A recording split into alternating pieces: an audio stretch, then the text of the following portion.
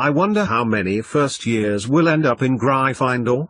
Said Ron as they approached the Great Hall. Last year there was only 8, I hope we'll do better than that this year. It's not a competition, Ron, said Hermione.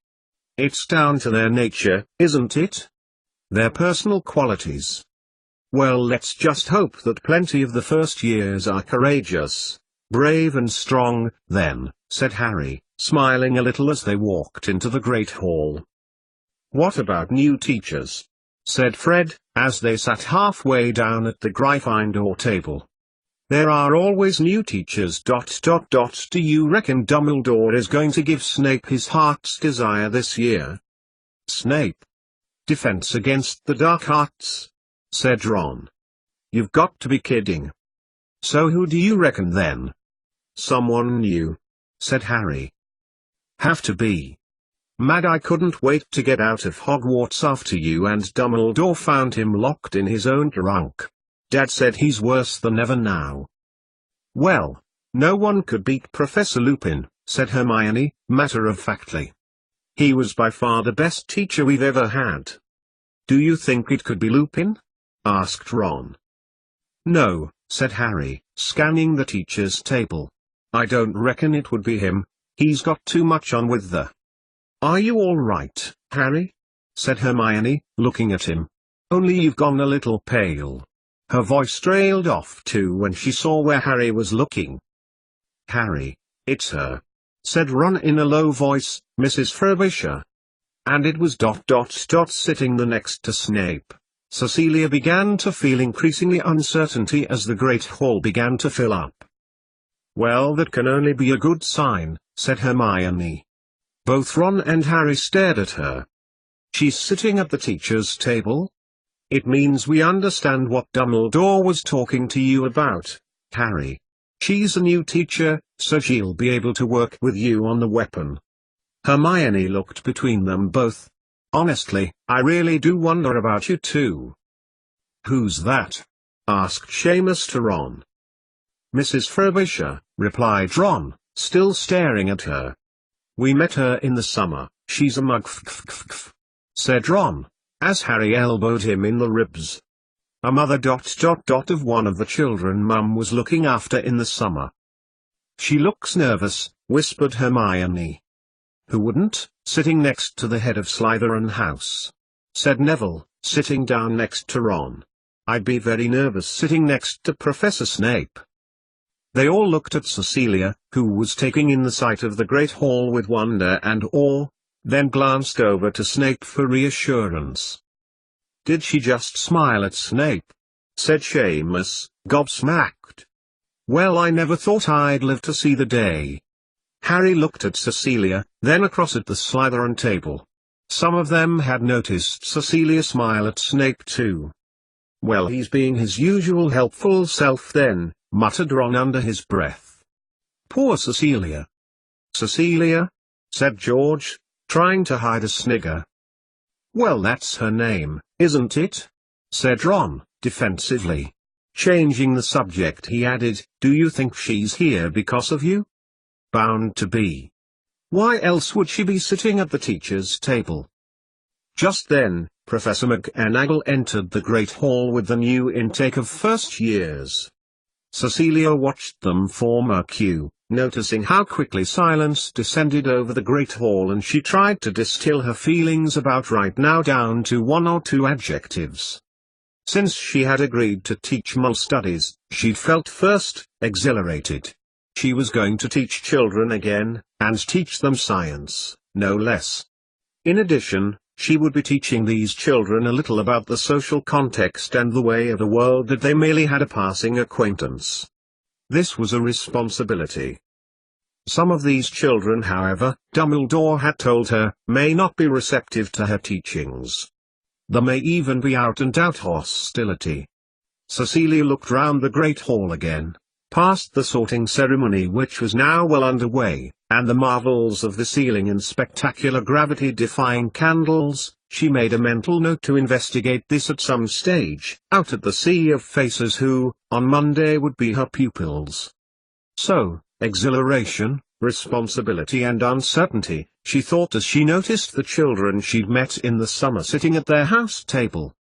Not dissimilar to how I felt teaching at an ordinary school, and wondered how the Weasley children, Hermione, and Harry would be feeling when they found out she would be teaching them. But the thought of the research entered her mind. I'm not here to teach, really. I'm here to work with Severus and with Harry. Welcome all of you, to a new year at Hogwarts, said Dumbledore, and Cecilia's thoughts were interrupted by his authoritative voice. I am heartened to see the return of so many students, in light of the dreadful events that unfolded last year. And to our new first years, who have been sorted soundly into their new houses. There were a few cheers from the students, which were quickly silenced as Dumbledore glanced around the hall. I am pleased to announce, Professor Hogarth Yellis has accepted the position of Defense Against the Dark Arts teacher. Professor Yellis has worked for the Ministry of Magic for many years and I feel he is the best man for the job. Professor Yellis, a tall, willowy man, got to his feet, beaming at the students. In addition, Professor Snobbits, who will teach the Ancient Runes option for our 4th and 5th years. As some of you may remember, Rudolph Snobbits was awarded the Merlin Prize for History and Ancient Artifacts in 1993. Snobbits raised his hand, and Cecilia noticed one or two of the Ravenclaw house get to their feet, cheering madly. Dumbledore smiled, and waved his hands to indicate quiet. When there was quiet, Cecilia realized that all eyes were on her. In light of the recent events, namely the return of Lord Voldemort and the death of one of our own, Cedric Diggory, he paused momentarily. I have implemented a change in program. In an effort to build up better relations, understanding and empathy with the people with whom we share this great land and, in fact, this world, each and every one of you will be taking Muggle studies this term. The quiet of the hall endured for a second longer, then instantly imploded. Voices began to speak at once. In particular noticed Cecilia, the table to her right, where some of the students were even standing up in protest. She looked across at Snape, who gave her a withering look. Silence, bellowed Dumbledore. There will be silence. He surveyed the students before continuing. In the days where Voldemort was stronger, many years ago, he attempted to engender a universal hatred for Muggles, as many of you already know. Most of you have at least one parent who is a Muggle, for some of you, both parents. And I will tell you now, that Muggles and wizards are alike in all but one way. Muggles are not fortunate to possess as we do the significant gift, the art of magic. Long we have suffered through ignorance. And long have Muggles been persecuted. This is why I have appointed a new Muggle studies teacher. Dumbledore gestured over to Cecilia. Mrs. Frobisher will endeavor to enlighten and educate you, in the stead of Madame Cadwallader, who as you know, retired though ill health last year. I think I'll add exorbitant responsibility to that list then, thought Cecilia, as gaze of about 400 people fell on her. Then she thought, am I supposed to stand up? Say something? Oh God, I'm sitting here in front of loads of wizards, in a magical castle, dressed in, I must say, quite flattering clothes, but let's face it, you can't get them from Marks and Spencer. And a ceiling which seems to be an endless night sky. What do? I really don't know what to do. She wanted to look at Snape again and try to quell her panic, but resisted resolutely and looked out at the sea of faces, smiling. Her spirits were raised when she saw the Weasley children, the twins, Ron and Ginny, also Hermione and Harry, all grinning at her and, buoyed on their encouragement, she smiled broadly. So she's a teacher, then? Asked Seamus, looking sharply at Ron. I thought you said she was a mother. No, I said my mother was looking after her children, said Ron, beginning to go red at his own lie. So she can be a teacher here. Not much to look at, is she? Continued Seamus. Quite plain actually. She's very clever, said Harry, taking in Ron's strangled expression and, glancing over at Hermione, added, "Not as clever as you, though." The feast that followed lasted for the next 2 hours. While the children continued to speculate about Cecilia's unexpected appearance as their new teacher, Snape had made a point of leaving Cecilia and sitting next to Professor Yellis, engaging him in conversation about defense, and she wondered, considering his attitude now, how honest he had been when he's arrived yesterday morning in Dumbledore's study to meet her. He'd agreed it was the only solution for her remaining at Hogwarts, and a perfect decoy. He didn't even add a proviso which Cecilia had taken to be his usual method of objection. He checked she had something suitable to wear for the feast, and she knew what time to be there. She bade herself to forget it for now and turned her attention to the luscious lemon parfait in front of her, the memories of her recuperation loath to leave her. "Hello, Cecilia," boomed a voice next to her ear, and she nearly dropped the parfait she'd selected. "Rubeus," said Cecilia and smiled as he sat down awkwardly into the chair next to her. "Hagrid," he said. "'S only me dad that ever called me Rubeus. It makes me feel like I'm 5 again." "Well," he continued, "this is a turn-up for the book, ain't it? But then, you're probably the best person round here to be teaching Muggle studies. Listen, forget about Professor Snape," he added, taking in her expression. "He's got a lot of things on when he's here, not just being a teacher, and being the Ead of Slytherinus. How's it gonna look talking to the Muggle studies teacher?" He nodded knowingly, and despite not having the foggiest what he was talking about, Cecilia nodded in agreement. "So you knows what I mean, especially if certain parents of certain Slytherins found out," he added and, surveying the desserts before him, helped himself to a large jelly, in its entirety. Hagrid then went on to describe the other different types of magical creatures he would be teaching the students this year, and although she was interested, it was scientific after all, she couldn't help her mind straying to Snape's altogether tundral attitude. 88,888,888. After the feast was over, Cecilia headed towards her room, thinking about Dumbledore's speech and, probably more importantly, what Hagrid had said. As she went, she passed students proceeding to their common rooms and was surprised when most of them cheerily acknowledged her. She turned into the entrance of the teachers' quarters when someone called her name. It was Professor McGonagall. "Mrs. Frobisher, if I might discuss with you a few details," she said. "We can go to my office. It'll be much quieter."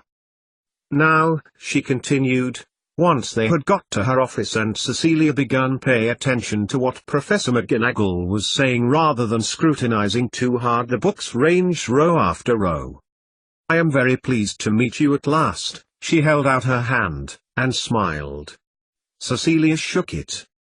"You too, Professor McGonagall," said Cecilia. "Minerva, please." She looked down and leafed through some parchments on her desk. "Professor Dumbledore I am sure mentioned me. Unfortunately I was unable to be at the order meeting where you were accepted. Congratulations my dear. And I was astounded and not to mention dismayed to hear about the circumstances surrounding your injuries." She paused, glancing up at Cecilia, and allowing her meaning to sink in. "I take it that your being here means that you have been able to put it behind you?" "As much as I probably can, Minerva," replied Cecilia, trying very hard for the tone of her voice to convey finality to that topic. "Well," said Professor McGonagall, "Albus, that is to say, Professor Dumbledore, asked me to draw up a suitable timetable for you. It was quite a challenge I have to say. We've never had a Muggle at Hogwarts before, and I've never had to timetable every student." She handed a piece of paper to Cecilia, who scanned down Monday, noticing that McGonagall had added in her own neat handwriting a note that she should wear wizard robes.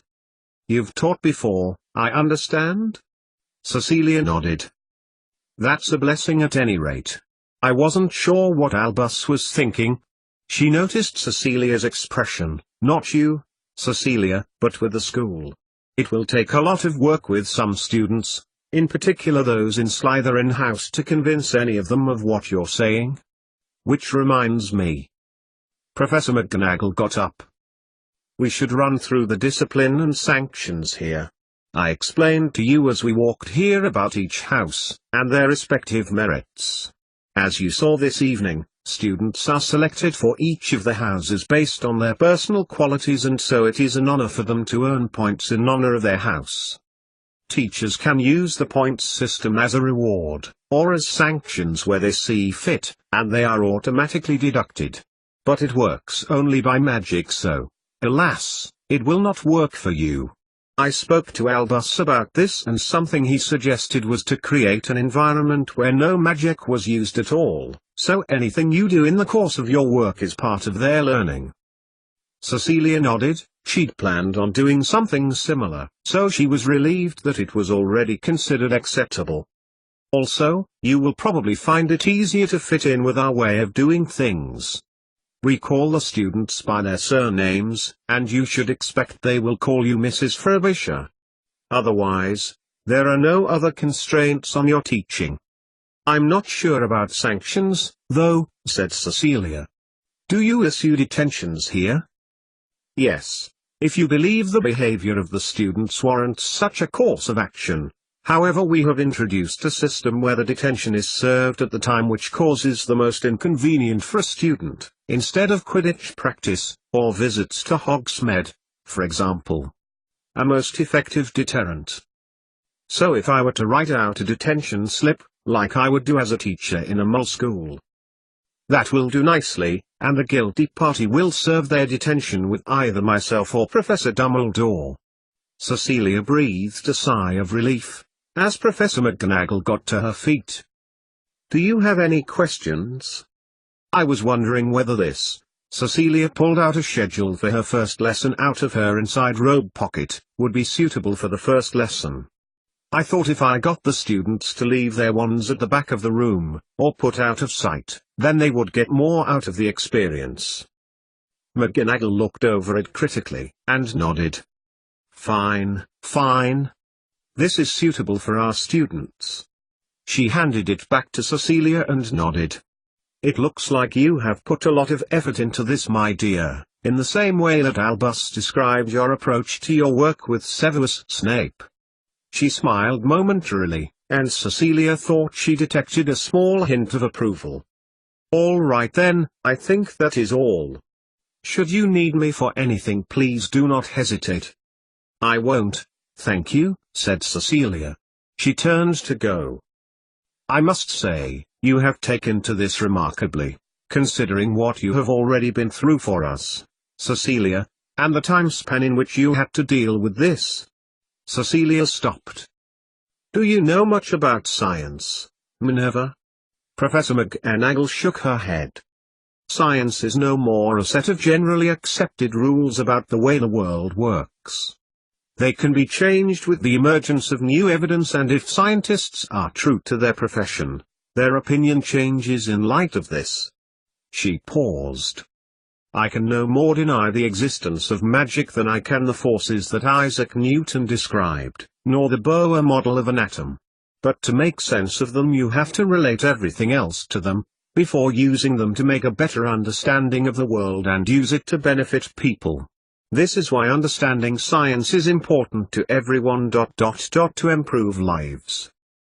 Cecilia paused again, and she felt that, although she was explaining something quite complicated in her own way, Professor McGonagall appeared to understand. I just hope I can live up to what I've agreed to do. I am under no illusion it will be easy. Her voice trailed away. Not that I had any doubts when Albus told me about your appointment, Cecilia, but from your attitude and determination, I cannot see your research with Professor Snape failing from lack of effort on your part. However, we are at war, and heaven knows what may happen. She paused, and smiled briefly. But we do have you, Cecilia, with your intellect and courage. You are our main advantage now. Cecilia nodded. Thank you, Minerva. Let's just hope I can live up to expectations. I'm sure you will, said Professor McGonagall to herself when Cecilia had left. Cecilia made her way back to her room, considering her timetable. The week seemed quite full, and she wondered how she would be able to get any research done, considering she was teaching Mole studies for 12 hours that week. So lost in though, Cecilia didn't see Snape just about to enter her room, and she bumped squarely into him. "I see you have been speaking to Professor McGonagall," said Snape, as she looked up from the timetable. "It is a pity however that you haven't the wit to employ more than one sense at a time." "Well, considering the way you treated me during the feast this evening, does it actually matter?" returned Cecilia, pushing past him and entering her room. "Listen," he said, following her. "You're not going to get far in teaching wizard and witches if you are still scared of magic," he said, folding his arms. "And if you're not careful, that sharp tongue of yours will get you all of us into serious trouble." "I realize that," snapped Cecilia, throwing her first lesson plan towards him. "Minerva kindly went through the details. Do you not think I understand the prejudices of wizards? I've just about survived the result of one of them, and believe it or not, I do know how to be tactful." Snape did not reply immediately. He scanned over the lesson plan, before handing it back to her. "I have no idea whether this is any good or not. However, what I do think is that you need to be careful, Cecilia. I still need my research partner after all is said and done." He sat down uninvited on her chair. "And after this," he gestured towards the timetable, "what else are you planning to teach?" "If I'm honest, I've not got a clue. I was going to teach this, more or less, and see what they already knew, and take it from there. I'm in your world, and I haven't got a curriculum to follow." Snape said nothing. "What do wizards already know about moles, Severus? Does it all stem from ignorance? Is this, the mole studies they receive here, all they get?" "It's not a question of understanding," said Snape eventually. "Moles do not concern us. You are far different from many of us."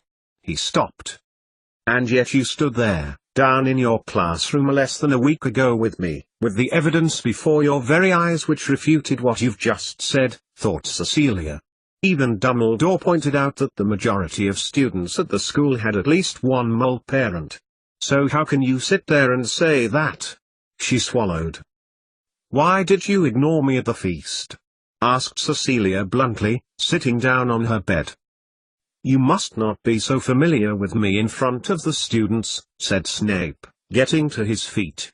"When you smiled at me, all of the students saw that.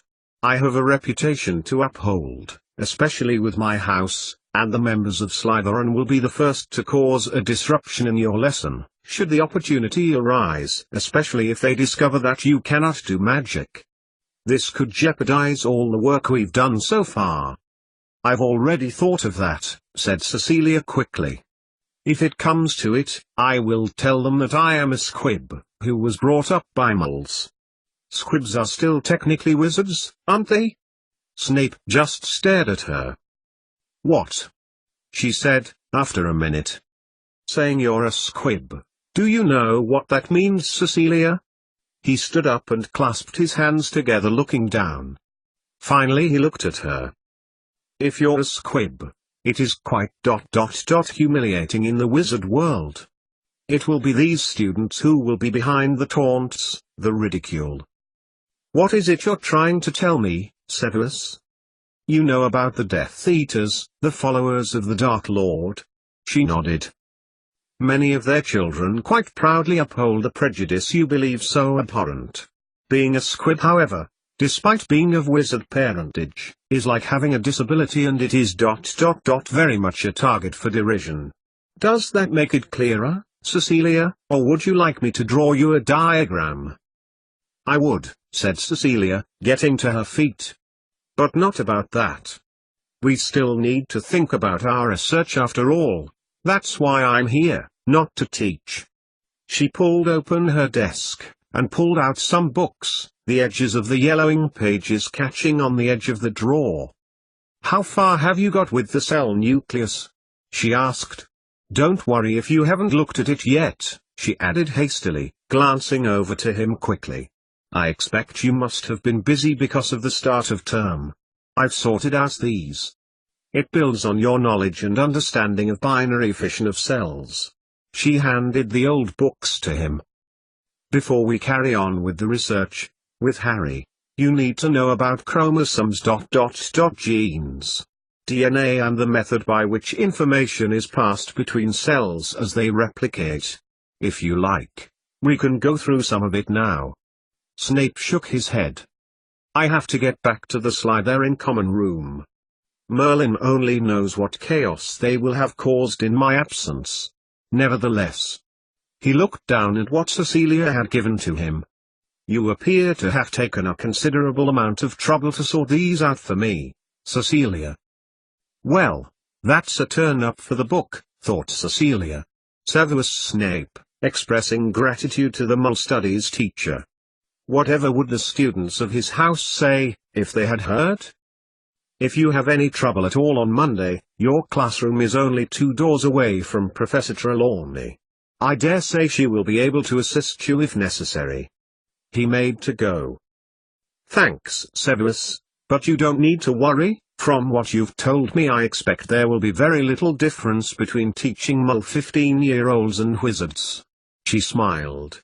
Which reminds me, I've got the 5th years on Monday last thing. Do you want me to arrange with Harry about the research, or do you want to do it? You do it, Cecilia. It'll be less suspicious. Tell him that the cover story will be that he has remedial Mole studies, because of his aunt and uncle. He smiled, malevolently. Fine, said Cecilia. But I'll have to arrange it for later on in the week, to give you time to get through those. She knew it was a bit cruel, but she had taken the trouble to provide him with very much older editions of the books. Despite it being Snape, she couldn't bring herself to hand over books designed for 12- and 13-year-old moles. Snape looked between her and the books and in his hand and back at Cecilia, then strode out, without saying another word. Monday, thought Cecilia, sitting back down on the bed cross-legged, her ominous dress and robes gathering untidily round her, looking down at the lesson plan again. She knew it was lazy teaching, but so what? She didn't know of a single place where she could buy Mole Wizard theory books, and until some education research came out proving that this wasn't the right way about teaching wizards about science, she was going to take all the breaks she could get. Her thoughts drifted on into the realms of research and she considered what they should do next. She needed to talk to Harry about his family, which she knew would be difficult, considering extraordinary circumstances he had lived through. And how she proceeded after that depended on whether Snape actually understood about biological science, and how much he could contribute to the research without clearing off halfway through, as was his usual routine. So, she thought as she got up, taking off her now work robes, and hanging them up carefully, if it does turn out that the increase in beta-amino acid is responsible for the mitochondrial function, this may mean the difference in energy metabolism. Oblivious to the emerald green head flickering intermittently in the fireplace behind her, Cecilia smoothed down the robes, vaguely admiring their versatility and quality, and making a mental note to talk to Tunks about going back to Diagon A. Lost in thought about primary and secondary energy transition, she selected some fresh elf-laundered towels, Dobby again, and threw the rest of her clothes idly on the floor behind her as she made her way through the bathroom door for a lovely hot soak. Sirius's thoughts were disturbed by a knock at the study door. Pulling his head quickly out of the fireplace, he turned to see Remus standing in the doorway, holding a black family tome. He got to his feet. "Well, I think I've finally found Raymond Lully," said Remus, smiling at the open page in the book as he strode in. "Not my old books, please, Remus. I thought I'd got rid of them anyway." Sirius walked over to his father's armchair and slumped into it. "I think that creature managed to save one or two before passed away," said Remus, glancing over the text again. "I know you couldn't stand him, Sirius, but he was loyal to your family. And lucky he did save these, because now we can help Cecilia with her order work." Sirius gave a snort. "You remember," said Remus, knowing his friend knew full well what he was talking about. "Tunks said Cecilia was looking for information on him. Who'd have thought he'd be part of your family? A distant relative, though." "And you think this will help, do you, Remus?" said Sirius, skeptically. "A bit of information about some relation of mine. You think that will help her, and Harry? She didn't even want to speak to me before she left. With Snivellus." There was bitterness in his voice. "What makes you think she will listen now?" "Well, this is something you can help with," said Remus, trying to encourage Sirius to see reason. "You're always complaining you can't do enough for the order. And before you say it, Mr. Snuffles accompanying me once a month is danger in itself. But I am sure this would make you feel like you have more of a purpose." Remus sat down in another armchair, across from his friend. "Why don't you owl her? Or better yet, owl Harry and ask him to pass on the message? Then that'll at least put his mind at rest." He passed Sirius the tome, who took it carefully, as if handling something volatile. He looked across at Remus. "You do it, Moony," sighed Sirius. "She won't want to hear from me." He glanced across at his friend. "You got on well with her?" "Well, Tunks did say she wanted to put the past behind her and make a fresh start," said Remus, patently ignoring Sirius's last comment. "When did she say that?" Sirius looked quickly up at his friend. "The day before yesterday, when your headstrong cousin encouraged her out for drink and they spent all night at the Three Broomsticks. That's when," said Remus, grinning knowingly. "What? When we were?" "Yes," said Remus. "But Snape wasn't very pleased with her leaving the castle by all accounts, gave her a good dressing down." Sirius raised one eyebrow thoughtfully. "Tunks said she stood up for herself, though." "Just about typical of Snivellus, like she's his pet," thought Sirius grimly, and the scenes he had witnessed that evening crystallized in his mind, of Cecilia in her wizard robes pacing around nervously before the feast, of Snape entering her room and looking through her belongings, her clothes and bag before rifling through her desk drawers and removing a piece of parchment, of him discussing the teaching of Slytherin students with her, of Cecilia walking round her room that morning practicing what she was going to say to her first class on Monday, pausing every so often to run her hands through her long hair when she made a mistake. The fleeting glimpses of her body silhouetted by the light from the bathroom. "I'll do it then," said Remus finally, looking despairingly at his friend. "But look, at least you're helping by talking to Dumbledore. I presume that is who you were talking to by Flu?" Sirius nodded. "Well, I'll leave you to it." Remus got up. "At least you've got some interest in something." Sirius nodded in agreement as Remus turned, nodding towards the tome before leaving. Sirius looked down at the page in his family's tome, scanning the entry of Raymond Lully. Cecilia Frobisher, thought Sirius as he made his way towards the fireplace again. Yes. She was definitely interesting. 88,888,888. Cecilia yawned as she turned over the page of Hogwarts, A History. She'd read the book through 3 times since Saturday night, but every time she went through it she had found something new.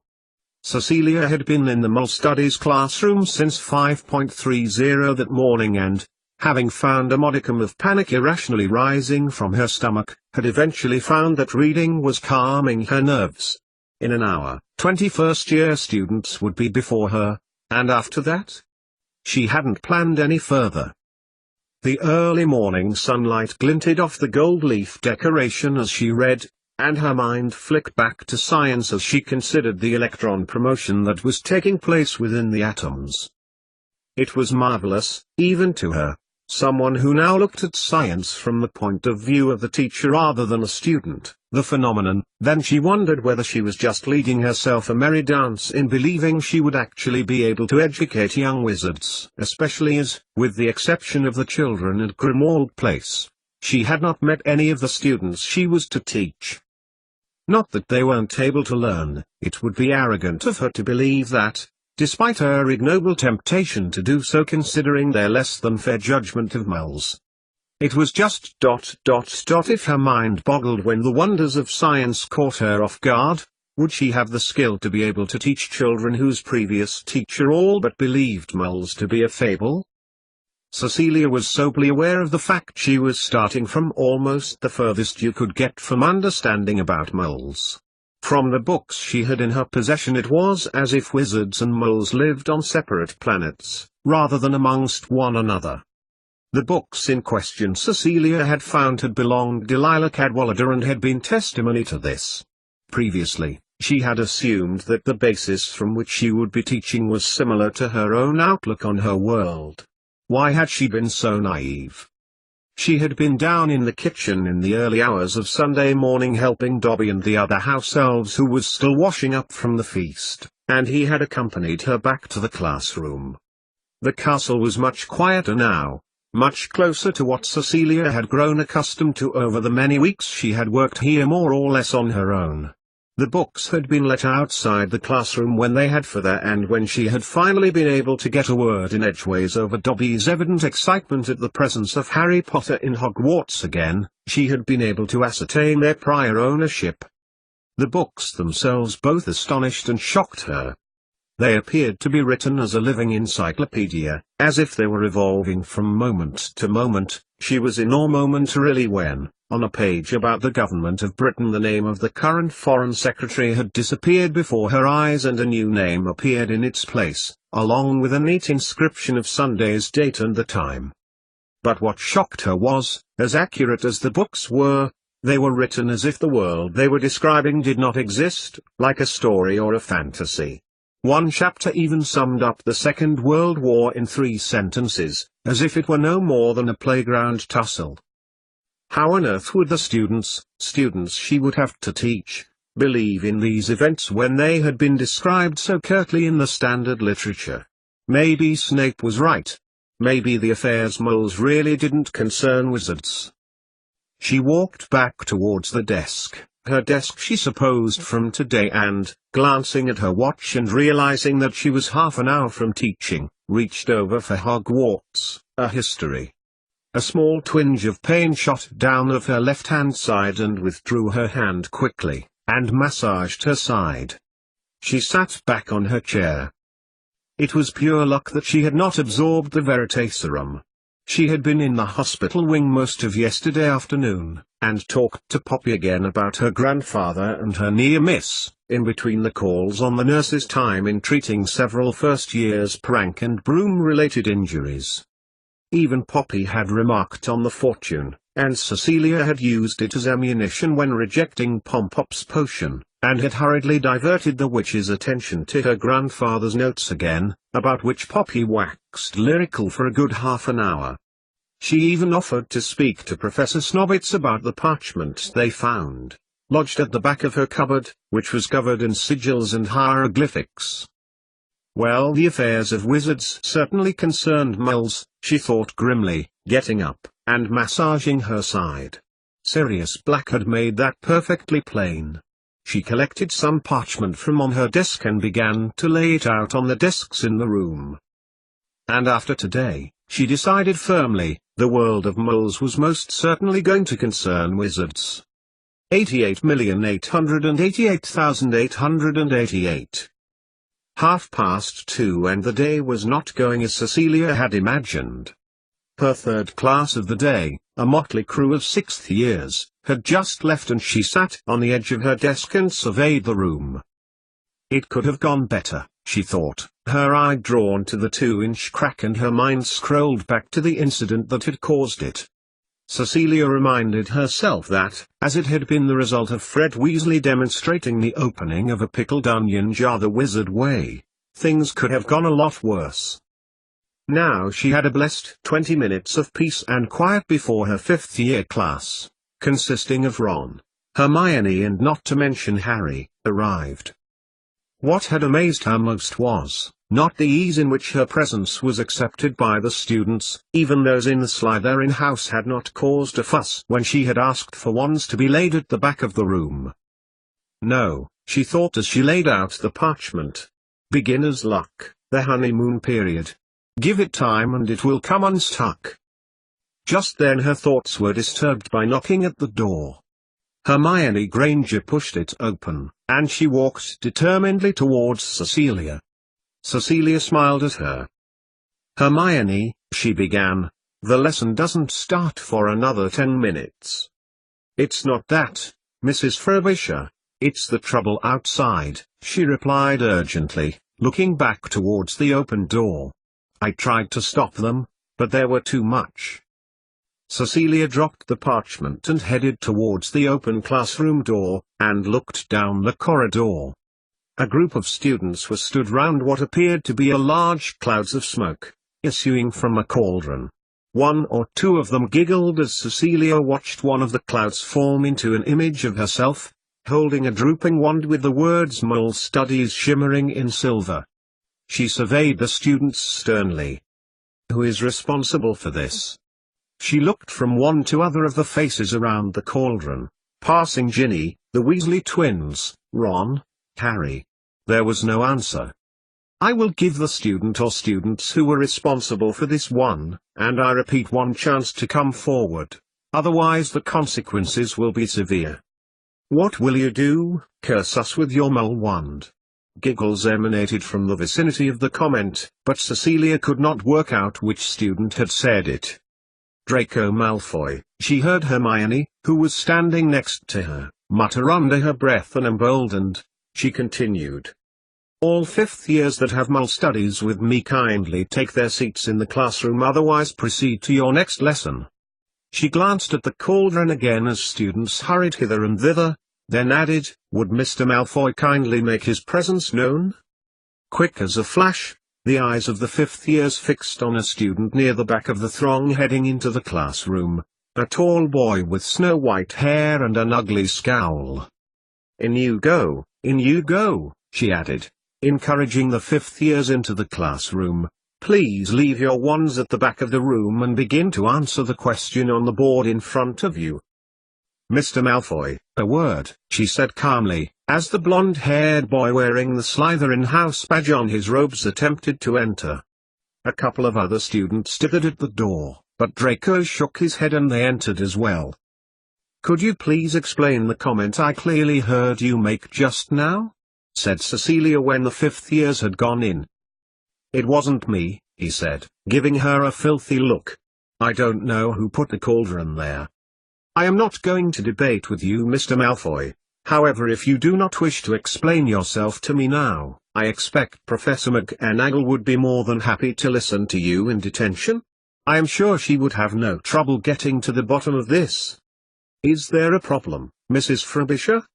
Cecilia turned, and the boy's defiant expression formed into a smirk. "Professor Snape," she said, almost breathing a sigh of relief. "I was just attempting to ascertain the culprit of a prank. However, Mr. Malfoy does not wish to explain his actions." She stared back, trying not to smile. "How do you suggest I deal with him?" "Leave it to me," said Snape, flashing a look at Draco. "Rest assured, Mrs. Frobisher, he will be suitably punished." She looked back at Draco, who was still smirking. "In that case," said Cecilia, moving towards the classroom, "I will continue with today's lesson." She gestured firmly towards the door. Draco looked back at Snape, his eyes glinted with light, and, smirking towards Cecilia again, entered the classroom. "Mrs. Frobisher, before you go," said Snape, and Cecilia paused. "Yes? I do not wish you to discipline any of the students in my house. It is under a significant amount of duress that they are present at mole studies. You should be grateful that they attend at all." "Professor Snape, I am sure you're not suggesting that I, as a new teacher to the school, would be party to any unfair treatment of any students in the school? I am merely embracing the ethos of the school, following the sanctions system in place." "Mrs. Frobisher," He looked over her shoulder, and Cecilia glanced back. The low mumbling she had heard behind her was indeed as she suspected. The whole class of 5th years whom she was about to teach was crowded haphazardly around the window and the door. "Mrs. Frobisher," he repeated icily, looking back at her. "You will allow any student of the Slytherin house due leave of the lesson should they so wish." "Are you trying to tell me what to do?" Severus thought Cecilia. "Because this is my class, and what goes on inside it is up to me." "Thank you kindly for your assistance, Professor Snape. I expect you will report to me in due course the nature of the punishment Mr. Malfoy will receive. Now I will continue with my class, we are already late as it is." Cecilia turned, leaving Snape looking after her wordlessly. "Now," said Cecilia, walking to the front of the class. "Settle down, and please." She looked round the classroom as the students hurriedly returned to their places. "Place your wands over there on the table." "Why?" came a voice from the front over the low-level murmuring. Cecilia walked towards the student near the front. "Why do we need to put our wands down?" "The reason?" She raised her eyebrows. "Dean Thomas." "The reason, Mr. Thomas, is that this is a Mole Studies lesson, and as such, no magic will be performed, so you won't need them. Now." Cecilia looked around the room. Most of the students were sitting down. Harry and Ron were sitting right at the front, grinning at her. She pointed towards the question she had written on the blackboard. "Now, can anyone tell me the answer they wrote?" Cecilia looked around expectantly as the students looked between them.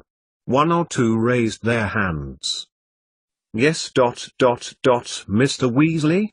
Ron looked across at Harry, before glancing at her.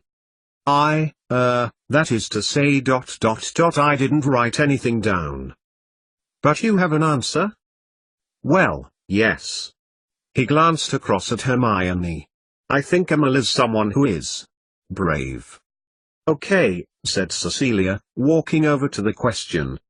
She drew a circle round the question and wrote bravery next to it. "Bravery. Why do you say that?" She looked at Ron, who had gone red. "Because ... Emil I know was brave recently." Harry nudged him, and one or two of the students tittered at his apparent discomfort. "Thank you, Mr. Weasley. Anyone else?" "Yes, I'm sorry, I don't know your name." "Neville Longbottom." "Yes, Mr. Longbottom. I wrote down, Emil is someone who is quite like a wizard, but cannot do magic." Neville looked earnestly at her. "Good, Mr. Longbottom, good." Cecilia smiled and nodded. "Does anyone else agree?" A couple of students raised their hands and she wrote magic on the board and scored a line through it. "Anything else?" "It takes the mages to do things," shouted someone. "Confusing," added someone else. "Resourceful." "All right," said Cecilia, adding the words. "One at a time, please." "Anyone else?" "Moles are stupid," came a voice from the back. The room that was buoyant with energy just now went quiet almost instantly, and heads turned to look at Draco Malfoy. A student adjacent to him shouted, "How dare you!" and Seamus Finnegan stood up, beginning to move towards him. Now, sit yourselves down. Mr. Malfoy has the right to his say. Do you have anything to justify what you say, Mr. Malfoy?" She looked at Draco in anticipation. "Justify, Mrs. Frobisher?" Draco said, getting to his feet and folding his arms. "I don't need to justify it. It is just as he says." He pointed at Neville. "Moles cannot do magic, talentless prehensile oafs that they are, so they must be stupid." "Thank you, Mr. Malfoy," said Cecilia calmly, adding stupidity, and surveyed the classroom. "Anyone else agree?" The students looked at one another. A pretty girl, near the back, raised her hand, and most of the class stared at her. Padma Patil. A bit of a nuisance, really. I mean, moles aren't stupid, but they do some strange things. Can you give me some examples, Miss Patil? Well, sometimes they use things in the kitchen. I saw my grandmother using a knife herself to chop vegetables once or twice. She looked at the girl next to her. Yes, agreed the girl. And she used to do other odd things, like pushing something round the floors on the carpets. We never understood why. Cecilia smiled as the class began chatting amongst themselves. Right, okay then, said Cecilia above the growing chattering. We have some ideas about moles. Now, does anyone know why I asked you all this question? Because we're in mole studies, shouted someone. Because moles are stupid, shouted a plump, round-faced boy sitting next to Draco. The students sitting next to him smirked and nudged one another.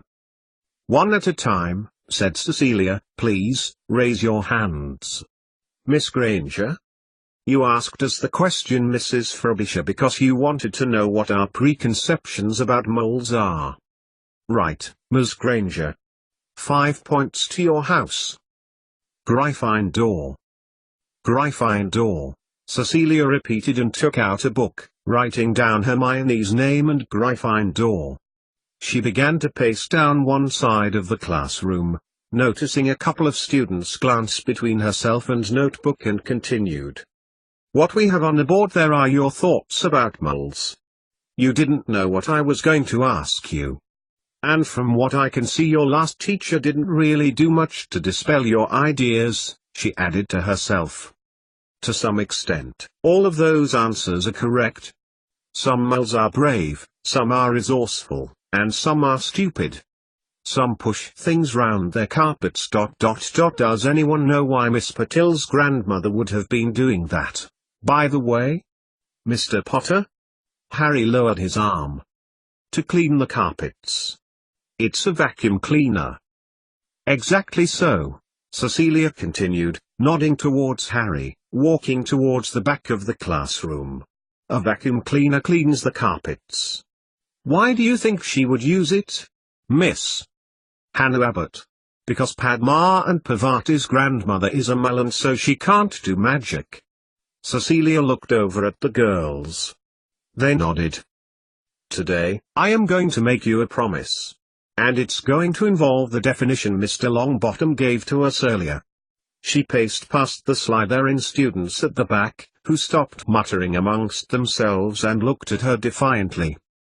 At the end of these lessons, I am going to show you that those definitions you gave, all of them, are true. And what is going to be central to our understanding is something Professor Dumbledore told you all at the feast. She walked up the other side of the classroom, pausing at the blackboard. The only difference between moles and wizards is ... anyone? Cecilia gestured towards another student. Justin Finch-Fletchley, said the dark-haired boy sitting to the left of Hermione. Dumbledore said that the only difference was that moles couldn't do magic and we can. Excellent, Mr. Finch-Fletchley. It is heartening to know that people were listening. She stood at the front of the class again. The only difference between moles and wizards is that wizards ... yourselves sitting there ... you can perform magic. Other than that, moles are no different to you. Rubbish. Some students were out of their seats. That's ridiculous. This lesson is a waste of time. Moles are stupid idiots. The noise level began to rise amidst the shouting. Settle down, Cecilia said, raising her voice, but it was lost in the mayhem as she headed to the back of the room. I'm not listening to this nonsense. Draco was also out of his seat, and heading towards the pile of wands on the back table, making a grab for his own.